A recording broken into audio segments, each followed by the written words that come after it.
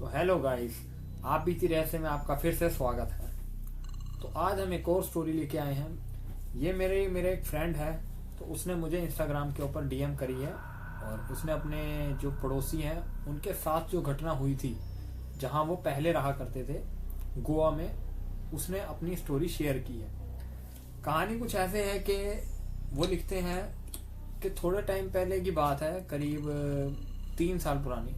आप ये समझ लें कि जैसे 2022 या 21 के आसपास की बात है। तो वहां पर एक मकान था।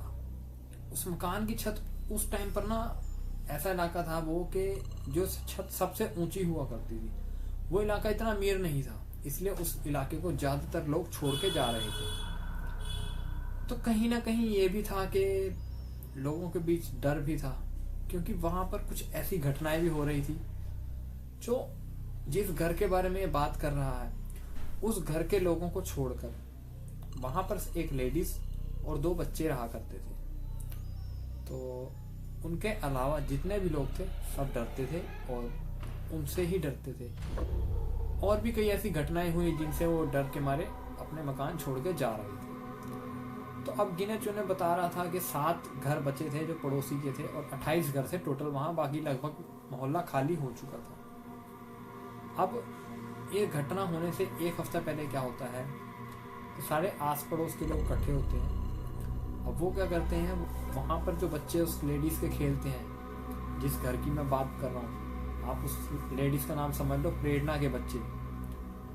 तो प्रेरणा के घर के बाहर जाकर वो एक बार उसको ये चीज कहते हैं कि आप अकेली रहती हो अपने बच्चों के साथ पूरे घर में। 4 मंजिला घर है, टॉप फ्लोर पे वो रहती थी और अकेली रहती थी अपने बच्चों के साथ और कोई नहीं होता। वो ये कहते थे कि यहाँ पर भूतिया घटनाएं हो रही हैं, तो आप कोशिश करें या तो अपने यहाँ पे सिक्योरिटी गार्ड लगवा लें। और उस टाइम पैसे की उसके पास कोई कमी थी नहीं, पैसा भी उसके पास बहुत था। और जो घर में दूध देने आते थे और जितने भी मैकेनिक आते थे, कुछ भी, ये मान के चलो कोई इलेक्ट्रिशियन आ जाए, कोई टीवी ठीक करने वाला आ जाए, कोई कपड़े धोने वाले आ जाए, एवरीथिंग कोई भी आ जाए एक्सेट्रा, वो सब यही कहा करते थे कि इनके पास पैसा तो है। पर ये लोग थोड़े अजीब हैं कि जब ये लोग दूध मांगते हैं ना, तो हमेशा अपनी निगाहें नीचे रखती है औरत और बाहर उसके खुले होते थे। तो उन्होंने क्या करा कि उस लेडीज को बोला, तो उस लेडीज ने हल्की सी गर्दन ऐसे हिलाई, या ऐसे हिलाई, वो बता रहा था जैसे भी उसने हिलाई होगी। तो उसने बताया कि जो गर्दन हिलाई, तो उसके बाद वो अंदर चली गई। ठीक है, कोई बात नहीं। तो अब आती है बात ये कि मोहल्ले वालों ने उसे समझाया कि आप कोशिश करो कि लगवा लो सीसीटीवी कैमरा, ये करा लो वो करा लो। वो नहीं माना करती थी। तो उन्होंने सोचा या तो ये दिमागी तौर से पागल है। अब बच्चे उसके पूरे मोहल्ले में हल्ला मचाते थे और वो 2 बच्चे थे, लड़का लड़की। तो बात आती है यहाँ पर कि अगर वो बच्चे दिन में हल्ला मचाते थे और रात में रोया भी करते थे, तो उनकी माँ जो थी उस समय वो उन्हें चुप क्यों नहीं कराती थी, ये भी उनके मन में एक सवाल था। तो वो मेरा दोस्त, ये समझ लो उसका नाम अंकित है।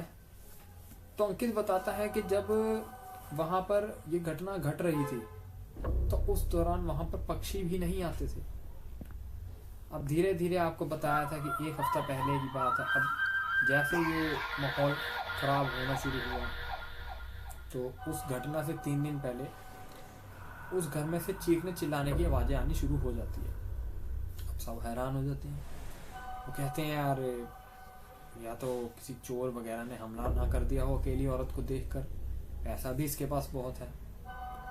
और कोशिश ये करी उन्होंने कि आधी रात को सबने उसके घर की तरफ रुख करके उस घर के अंदर उन्होंने गेट तोड़ के एंट्री करी। तो उन्हें वो बच्चे और वो औरत अपने कमरे में आराम से सोती हुई पाई मिली। उनके घर में कोई ऐसी हलचल नहीं दिख रही थी उन्हें कि जो उन्हें बाहर सुनाई दे रहा था हल्ला। सोचो, इतना शोर हो रहा था, चीख रहा था कोई बचाओ बचाओ, तो वो लोग सो रहे हैं, आवाज भी उनकी थी। तो वो लोग थोड़ा डर सा जाते हैं कि ये कहीं वैसे कोई भूतिया घटना का ना हो। उन्होंने सारे फ्लैट उनके छान मारे, पर एक भी कोई ऐसा सुराग नहीं मिला, कोई ऐसा क्लू नहीं मिला, कोई ऐसी चीज नहीं मिली कि लगे यहाँ पर कोई इतनी बड़ी अनहोनी हुई है कि कोई चीख रहा हो बचाओ, है ना। तो उन्होंने क्या करा, अगले दिन उन्होंने वहां पर सीसीटीवी कैमरा पुट करवाया। जैसे उन्होंने सीसीटीवी कैमरा पुट करवाए, लगवाए चारों तरफ, तो उनको रात को या करीब शाम के आसपास कुछ परछाइयां कैमरे में कैद होती नजर आई। मगर ये उन्होंने सोचा ये हमारे मन का वहम है। अब अगला दिन चढ़ रहा था, उस रात को क्या हुआ, कम से कम 3 या 4 बजे के आसपास की बात है, मतलब लगभग 4 बजे तो दिन ही चढ़ जाता है, बट रात होती है। तो आप ये समझें कि उनके घर में 2 चोर आते हैं।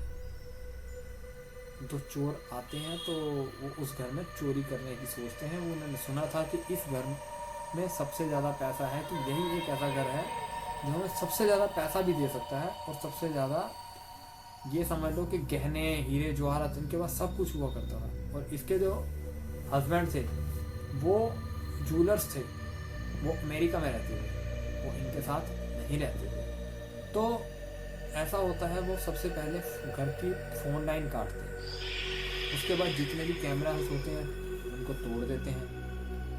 अब वो उसी कमरे में जा रहे होते हैं जिस कमरे में वो लेडीज और वो 2 बच्चे होते हैं। अब आता है कहानी में ट्विस्ट। वो चोरी कर रहे होते हैं, अचानक से उनकी नज़र पड़ती है कि एक औरत को फांसी लगा रखी है उसी पंखे में जहां वो सो रही थी। सोचो, वहां उसका दोस्त बेहोश हो जाता है, जो चोरी करने आए थे 2 चोर। अब वो दूसरा देखता है कि लड़का लड़की तो थे, दोनों की गर्दन कटी हुई थी। लड़के के हाथ में लड़की का सर और लड़की के हाथ में लड़के का सर, और वो उस दोनों के पास जाके बोलते हैं कि अंकल आपको क्या चाहिए। उसके बाद वो भी बेहोश हो जाता है। अब सुबह होती है, पुलिस आती है और छानबीन होती है। काफ़ी इंक्वायरी करने के बाद पता चलता है कि वो शव जो पड़े थे उनकी मौत हुए 6 महीने हो चुके थे, और ये सारी घटनाएं भी 6 महीने से हो रही थी। सोचिए, जब उन्होंने उसके पति से कांटेक्ट करने की कोशिश की तो उसका ऐसा कोई नंबर नहीं मिला कि उससे डायरेक्ट कांटेक्ट किया जा सके। और उनके शरीरों का पोस्टमार्टम होने के बाद पता चलता है कि उनका मर्डर हुआ था। अब ये उनके पति ने किया था या किसी और ने किया था, ये तो खैर आज तक स्टोरी का कोई एंड नहीं हुआ।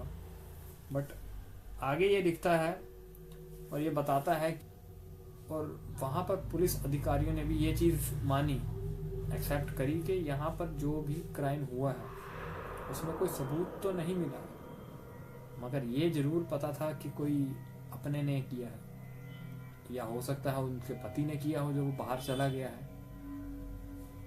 तो उसके बाद वो धीरे धीरे मोहल्ला खत्म हो जाता है, बिल्कुल सब चले जाते हैं। अब वो बताता है कि उसके घटना होने के बाद करीब 3 साल बाद वो मोहल्ला दोबारा बस चुका है, पर आज भी वो घर खाली पड़ा है, उसमें कोई नहीं रह सकता। वहाँ के प्रशासन ने ये सोचा था कि वहाँ पर जितनी भी बिल्डिंग्स हैं, वो 3 बिल्डिंग्स थी जिसमें से वो बीच में थी एक बिल्डिंग, उन 3 बिल्डिंग्स को डिमोलिश कर देंगे, डिस्ट्रॉय कर देंगे। मगर उस बिल्डिंग्स को उन्होंने बैन कर दिया। टोटल 12 फ्लैट आज भी सुनसान पड़े हैं। जो लोग उन्हें देखते थे वो मरे हुए थे, और उन्हें नहीं पता था कि वो लोग मर चुके हैं। सोचिए, मतलब वो कुछ कहना चाह रहे थे पर नहीं समझ पाई दुनिया, और वो क्या कहना चाह रहे थे वो उस दिन के बाद तो कभी नजर नहीं आया। मगर उन चोरों की वजह से जो झूठ का पर्दा था सच में आया, और पता चला कि वहां पर कोई घटना हुई है। सोचिए, उन बेचारों की लाशें वहां पड़ी और उनको कोई उठाने वाला नहीं था। तो गाइस, कैसी लगी आपको ये स्टोरी? अगर आपको भी कोई स्टोरी शेयर करनी हो तो आप मेरे इंस्टाग्राम पर डीएम कर सकते हैं, या मुझे पर्सनल मैसेज करके आप वो स्टोरी शेयर कर सकते हैं, और क्या पता अगले वीडियो में वो स्टोरी आपकी हो। तो मिलते हैं गाइस नेक्स्ट वीडियो में।